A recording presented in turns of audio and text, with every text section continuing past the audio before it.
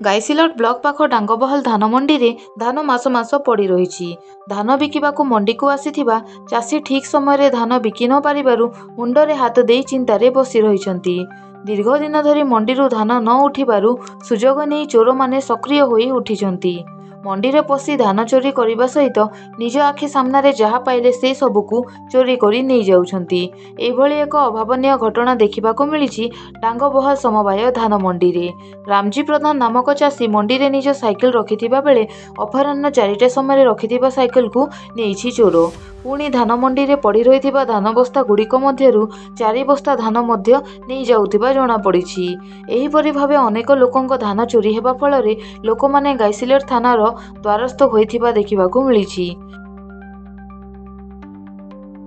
हाँ मोर ना रामजी प्रधान मोर गाँ डंगबाल है गासिलोट ब्लॉक बरगढ़ डिस्ट्रिक्ट।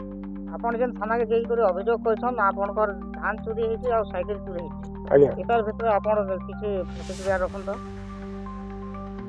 बोले एटा जे चोरी जे एटा अवहेला लागे एटा चोरी हमरा किछि रिस्क नै लेबा जति पकै छु साइकिल भी एटा आनी बाटले से सीसी कैमरा बाहरु जेबी और सा किछि किछि प्रमाण आसे सीसी कैमरा काहे लागे लोग थोड़ा एटा की जाने सका सीसी कैमरा के जेन आसी जे किछि जणा नै पड़वा त समान काना को ସେମାନେ ଆମେ ତାକୁ କହିଲେ କେନ୍ତା କରବ ଏଇଟା ମୋର ସାଇକେଲ ତ ଇନକେ ହେଇଥିଲି ପଛରେ ଉତରି କେନ୍ତା କରିବି କାଣା କରିବି ବୋଲି ହେଇଥିଲି ଆଉ ସେଟା କାଣଟା କରବ କହ ଏଇଟା ବୋଲି କହିଲି ଯେ ସେକ୍ରେଟେରୀ ବୋଇଲେ କି ମୁଇଁ କିଛି ନାଇଁ ଜାନେ କାଣା କରବ ଯା ବୋଇଲି ଯେମିତି ଘରେ ବୋଇଲି ମୁଇଁ ଘରେ କେସ୍ କରି ଯିମି ଠିକ୍ ଅଛି ଯା ବୋଇଲି थाना रे थाना बाबू काना कहले थाना बाबू जे दिन केस करी बोला काल के जिमु आइतनी जब काम पे अछि काल के जिमु बोली।